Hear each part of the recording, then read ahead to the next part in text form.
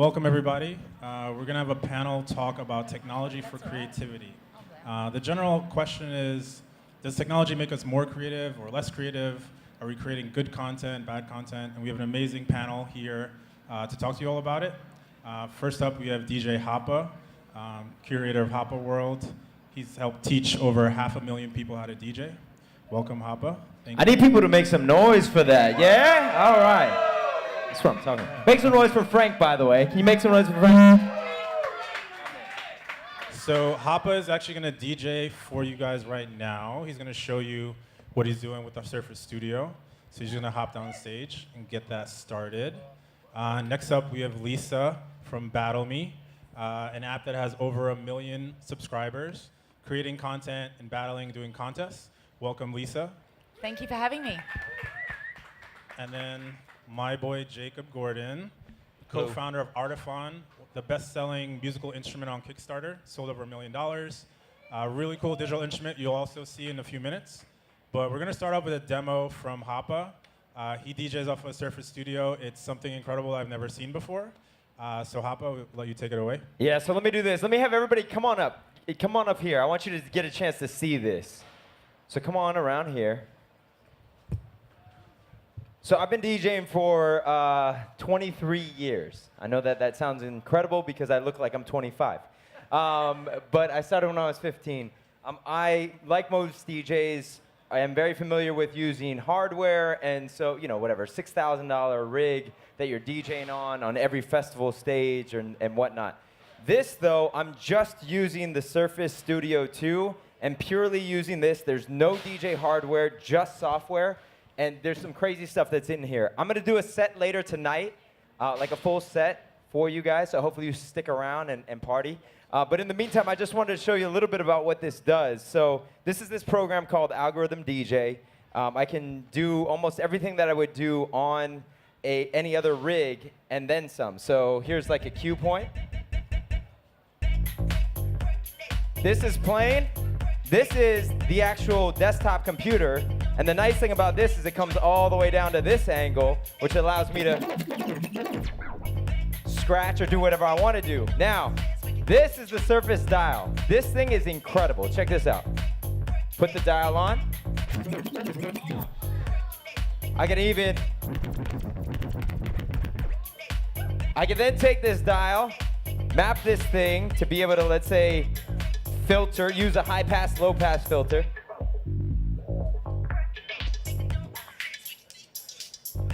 All haptic feedback that I'm getting. Who wants to try? Come here, real quick. Just spin this. Go to the right. Well, not so fast. Yeah, that's all right. That's okay. You get excited. Slower back to this way, towards me. This is a low pass filter, so you're letting the low frequencies pass through, and then push it in. Let go. Just like that. Yeah, and it goes back to the regular version. Pretty cool, right? And then what I can do is I can also set like a loop.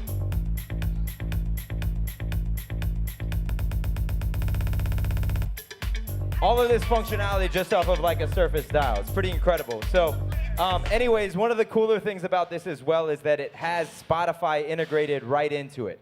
So I can pull up almost any song that is available on Spotify, or any song that's available on Spotify. I can pull it up here and actually start DJing with it. So, yeah. Good question. This isn't an infomercial, man. No, I don't. I don't. What, Frank? How much does this thing cost? Couple grand. Dipset. All right. So we can go over here. We can go to Spotify. We can start to type in Dipset, right? And see what pulls up, right? And you can do all of this like purely off of this. So don't go anywhere because I'm going to perform off this thing later, but I wanted to give you at least a sneak peek into how this can actually work and how we're using technology to possibly further our creativity. So thank you guys for watching. Sit back down. Don't worry. We got more. I got Dipset for you later. Awesome. I got it. You're going to have to stay tuned. Very cool. So next up, we have Jacob Gordon, who's going to demonstrate the Artifon musical instrument. Tell us a little bit about it, how it came about, and yeah, show us how it works. Sure. Hi, and sound guy, this DI. There we go. Nice. No, I can do that. I can do both. I'm Jacob. Thank you, Frank. This is the Artiphon Instrument 1. We decided to figure out what it would be like to make a musical multi-instrument. One instrument that you can play in all these different ways, make any sound, plug into your phone, plug into your computer. So this is what we did. Okay. It looks like this. Here, I'll stand up and show you.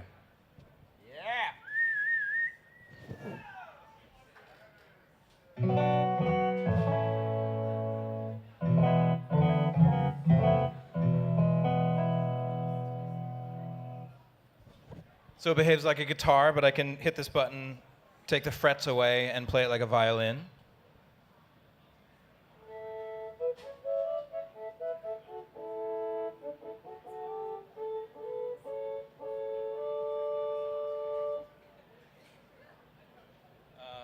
And then it can be like a keyboard or a pad controller. So you can put it on your lap, you can set it down on a table.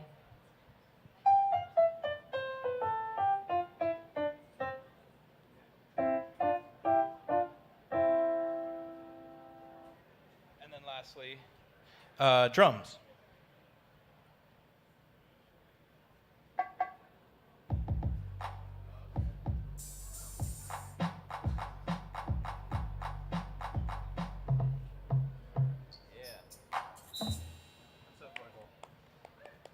And then we have settings that let you decide you don't want to make guitar chords because you just want to hang out and chill.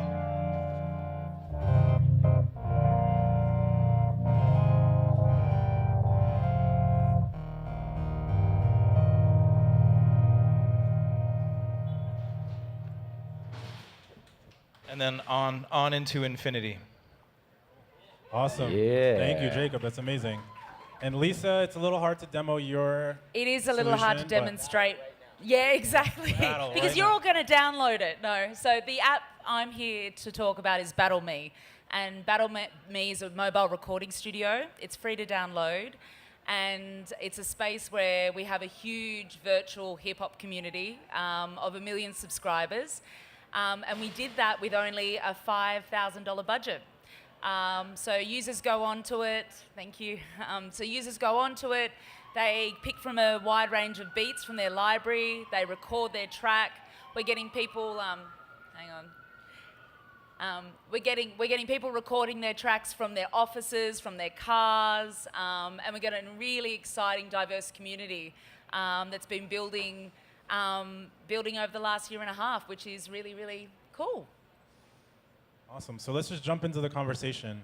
One of the things I've been thinking about is, does technology make us more creative? Are people getting their creative juices out more, or are they just creating stuff because it's easier to create now with all these different tools? Like, what is your perspective on that? I definitely think both. There's more content than ever floating around out there. I think that that's great. That all these tools are available to people, right? Like, you can actually be DJing off of an app. That's a crazy concept. When I first started to DJ, I needed to go out and buy hundreds of dollars worth of gear and try to figure it out. And so now the ability to download an app, I mean, in addition to that, you can even download that same app on a mobile device and get a chance to start creating, which I think is amazing. So I think what it does is what is it? A high tide raises all boats? And I believe that that's really happening. Although it should be pointed out for sure that at some point you've got to find ways to break through, and you've got to be more creative about how you break through. So I think maybe what it's doing is it's changing how we're creative and where we need to place the focus. But yeah, I think it's great. Technology is amazing. It allows us to do so much. I absolutely agree with that. I think that these kind of tools, like you demonstrated and what's on our app, is creating a new type of creativity. I think one of the other things I'm most excited about with technology is the collaboration opportunities. Especially speaking from what we're doing at Battle Me, is people are getting on and collaborating with people they've never met, collaborating with people from all around the world, and they wouldn't have had, that track wouldn't have existed if it wasn't for technology. So I think the thing I'm most excited about with technology and creativity is the collaboration opportunities. Yeah, we were talking about this before the panel started. You know, we have this philosophy of trying to make intuitive instruments that make anybody able to have a truly creative but very fun experience. The fact is, like, less than 10% of people in the U.S., in the first world, play a musical instrument or have a musical experience on a regular basis, and that's just way too small, and it's way below the number of people who wish that they could. So as a challenge to a critique like, are we just putting more noise out into the world? Well, who are we to say who should and shouldn't be among the chosen few or the privileged few or the encouraged few who do? I think the fun challenge is, as a group, let's say a creative community or as a culture as a whole, let's continue to be critical. Like, let's celebrate the inner critic in us that says, I like this, I don't like this, and here's why. So to your point, I think that the main thrust is that people have more access now. They can create more stuff, and so more content is being created. How do you sort through what's good or bad, or do you even need to do that? Because there might be just something that's the right piece for every single person. So I think the concept of what is good or what is bad is subjective. There's some music out there that I marvel gets any kind of recognition, you know, but that's my personal taste. And I think it's amazing we live in a world where people have a right to express themselves or listen to things that make them feel certain things, and the person next to me might feel something different. I think one of the biggest changes I've noticed in the last at least 10 to 20 years is, as a creative, as you were saying, you need to be strategic. There's other creativity that comes into play. It's not just you know how to write a track, and you actually need to know how to put it out there. You need to understand your audience. You need to operate in a way where you become a holistic creator. And I think that's how you cut through the noise, so to speak. But I think it's exciting that we live amongst a world that has so many different sounds compared to what it used to. There was a guy last night. I was on 6th Street, and there was a guy. There were two guys in a bar on 6th Street last night, and we stayed there for probably 2 or 3 hours watching these two guys rock out. It was a DJ and drummer duo. Drummer was going in. Obviously, you could understand what it was that he was doing. The guy who was DJing was literally just selecting songs that he was playing purely off of Spotify, and wasn't mixing songs together or anything like that, but was exhibiting his creativity in terms of track selection, and had just so much energy that he put into that. So the debate, especially in my world, in my world, there is this technical skill bar that we sort of have arbitrarily set and said that, well, in order to be one of us, you need to be able to meet this bar. And I think that that's changing a little bit, but I do agree that I think it is important for those of us within the community to sort of uphold certain standards, because ultimately that's what creates the pillars of that community and of that art form. So it's not as, like for me, it wasn't a thing of, well, then this guy is not a DJ, let me cast him to the side. I mean, I went up to him and had a conversation, was like, hey, have you ever thought about, taking what you're doing and taking it to the next level? And he's like, yeah, absolutely, I just don't have access. And I'm like, all right, well, now you know me. Now you have access. Like, let's figure this out, So, yeah, I think it's really important to recognize, and for us as creatives to not get too highbrow or snotty when it comes to, you need to do it this way, and this isn't real music, or this isn't a real instrument, or anything like that, But are you nostalgic about some parts of the creative process that you thought were good parts of that process, that created character in people creating music, that actually developed artists and developed musicians? Are pieces of that being lost with some of this technology and process that we're adding now? I just think they're being hidden. They're not necessarily lost, I just think that they're hidden. So, like, right behind me, there's two old school vinyl turntables that are right back here. Show of hands, how many people have ever touched a vinyl turntable?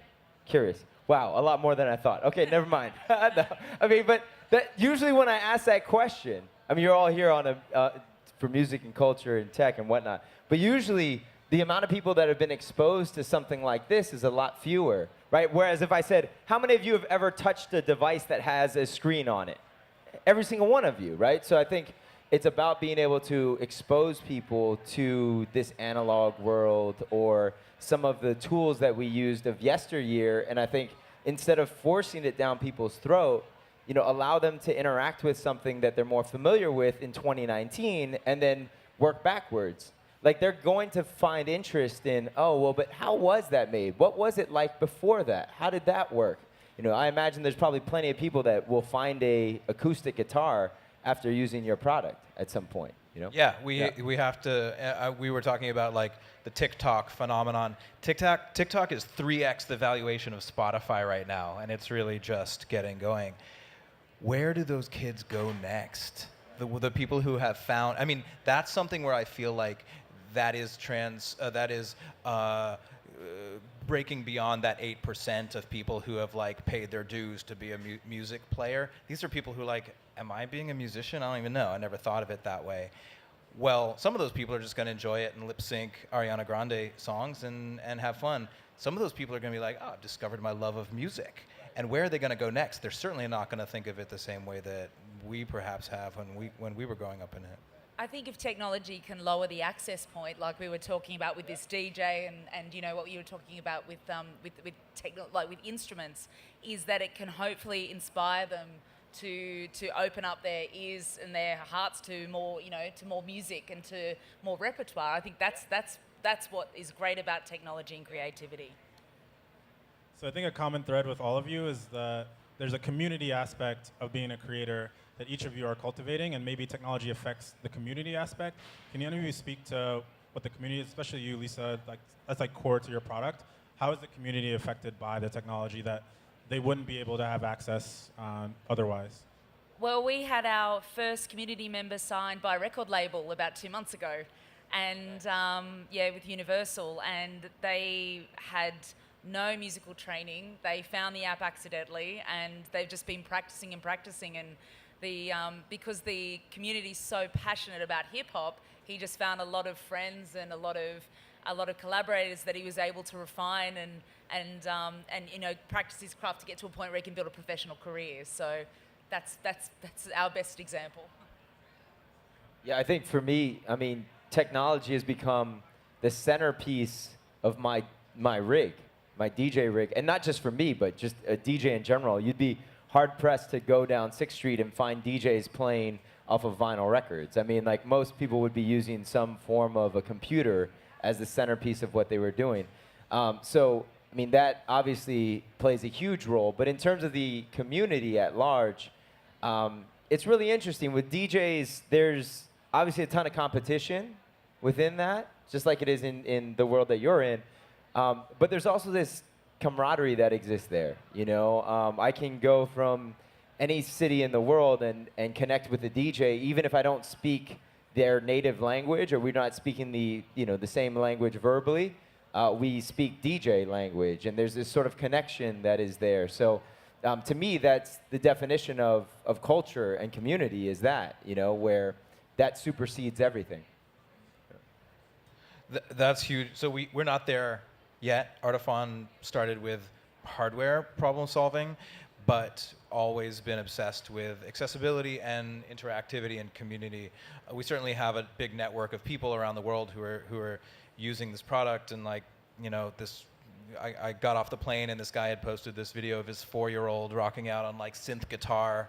They just popped the box open, and then the day before that, it's some like amazing boom bap beat maker who's like playing beats and playing bass lines, and his Instagram people love it. But the interactivity, the collaborative creativity is so much the next frontier for us, and the building blocks of this are absolutely happening.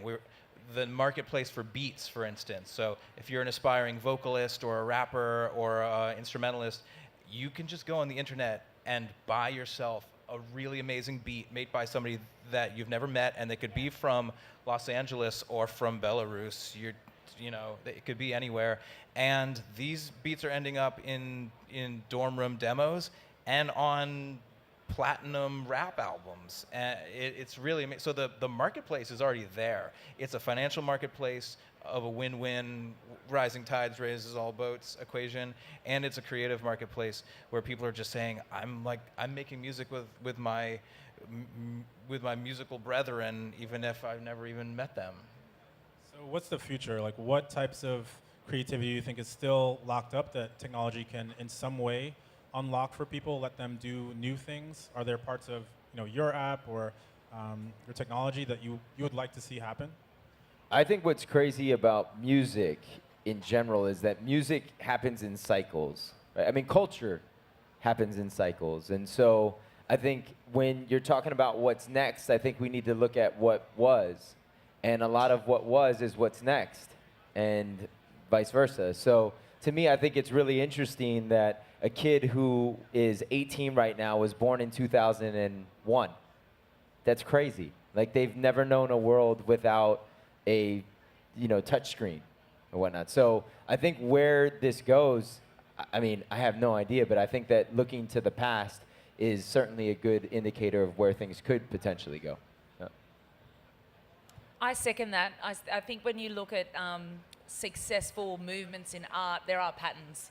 And I think with the new perception of this community that has always had the internet, I think it's going to create new artistic opportunities and new ways of expressing themselves.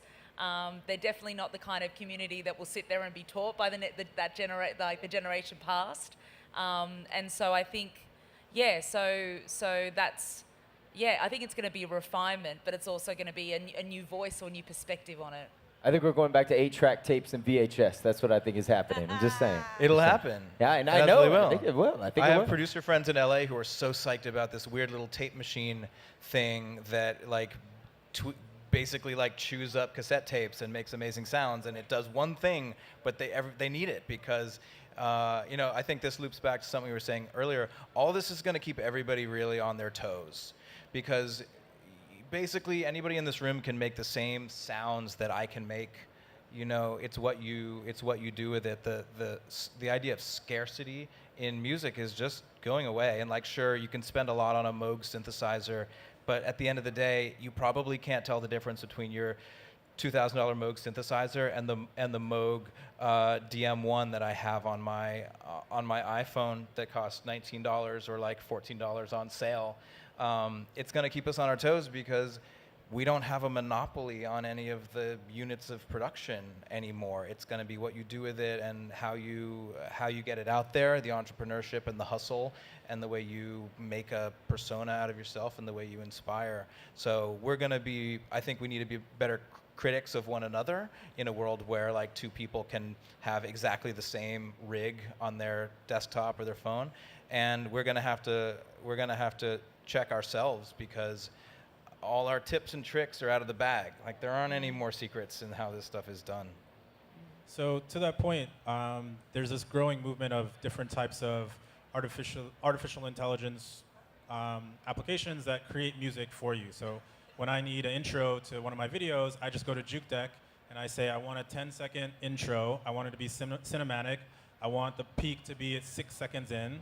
And I could pretend to be a producer and create something. Does it matter? Does the value of that music, is it inherent in how it makes you feel? Or does it matter that just me who has zero training is able to just create something like that? Do you care? Yeah, no, well, so I was using this analogy with somebody the other day, and I think it really depends on the use case. In most outings, right, we're going to take photos on our smartphones, right, in most cases. But if you were hiring a photographer for your wedding, you're going to feel a certain type of way if the photographer showed up with just their iPhone, right? It would be a problem. So to me, I think that what it does is it provides access, and for certain situations, it allows for you to find that track that maybe that's all you needed. But if you okay, that's what I could do with that. But if I wanted something really bespoke, and I wanted something really custom, and I wanted it to feel a certain type of way, and I know I'm not going to be able to get that with this loop library, then I need to go and bring somebody in who actually can help me elevate to the next level. So I think what it does is it places a higher value on people who are at a higher value. But I think if all you're looking to do is just be as good as the iPhone as a photographer, well, then I don't think that that's a very good strategy for being a photographer. And same with music. Yeah. I think technology causes refinement. So in your case, when you're talking about creating a track through artificial intelligence, it's going to give you a particular sounding track. But I think technology enables us to have a more refined taste and more refined nuances to what we decide to produce or what we decide to create. To your point about the iPhone versus the professional photographer, there will always be a space for vinyl. There will always be a space for classical music. We were even talking about the Stradivarius before. But there is going to be new spaces for these new sounds and these new tracks. But, AI will have a particular way of creating that, but there'll always be a way we can, humans can create music as well. Yeah, two points on that. AI is no joke. AI is also already making tracks that you could not distinguish from one made by a human being, and it can do it so much faster and cheaper. So for all the TV shows we're watching, our composer friends should be worried about their jobs, at least those particular jobs. That said, AI is going to make a really fun, interactive music experience for you because it can see what you're doing and it can be the perfect teacher to guide you to the next thing and accompany you and make and spill your music experience over from what you're doing on the couch to like going on a run and going to the club and going out and taking a walk. Like it could get really interesting, especially when we have earbuds in all the time. The other thing is like if bots are making music for us, that never replaces the enjoyment that we get from making music. It might make the music, but the music is just the music. The making the music is like self-realization, and you can't replace that. But there's a form of creativity in that process too, right?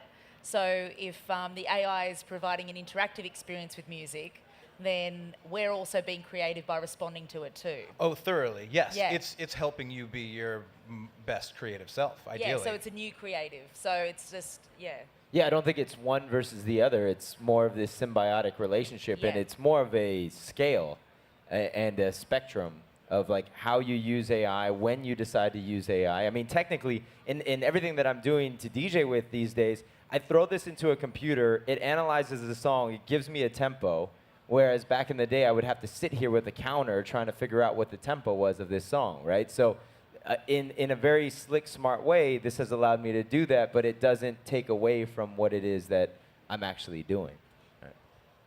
And just to wrap it up, are there examples from your communities that maybe are like a rare creative journey that you've seen that you really want to see more people take that path, or the way you've seen someone go from not having any knowledge about a certain topic to being able to, like in your case, go and get a record deal? Are there other examples of that that you'd like to see happen more? I mean, yeah, I think just overall, every day, I have the ability and the privilege to be able to teach people about this, and I'm as much of a DJ educator these days as I am, somebody who performs as a DJ. And so for me to be able to see people interact with music, and a lot of times it's people, I mean, it's a wide spectrum. But for me, what's really interesting is taking somebody who has no prior knowledge when it comes to music, has never played an instrument, doesn't have any sort of musical training, and is able to then interact with music that they love and find a way to create a vibe and to find a way to actually touch people through this medium of music and to call themselves a musician. I think that's incredibly empowering, and to be able to see that happen on a regular basis and have somebody quit their job and become a DJ full time and tour the world. I mean, like things like that get me amped up. Those are things that fill up my energy tank, if you will, on a regular basis. So yeah, I mean, to me, I think that that's also what's happening in our world. Like a lot of the jobs where a robot can replace that, somewhat monotonous job that is happening, I think it's a lot harder to do that on the creative side. So I think if you learn a creative trade, I think that there's something really amazing about that. And if you're able to turn that into a living, I mean, that to me, that's the dream. I mean, I'm living my own dream. Well, I echo the core of what fills up your tank, fills up mine too. So at the moment, we have a $400 piece of MIDI hardware that's like a badass instrument that every digital producer should want because it's great. But the thing that makes my business really valuable and really like does it for me is a small but growing number of people who are like, I tried to be musical, it never took, now it's working, or I never thought I could, I never even tried, and now I'm doing it, and every week I add a little bit more to my creative journey. That's the unit of measurement. The unique experience on Battle Me is, even though it's been around for 2 years, we already have a Battle Me baby. So two people met on the app, and they collaborated, and there's been a baby that's been created. so that is about collaboration. But So you're a dating site as well. maybe Yeah. that's the side hustle. Well, that's as much time as we have. Thank you all for having this conversation. Let's give it up for the panel.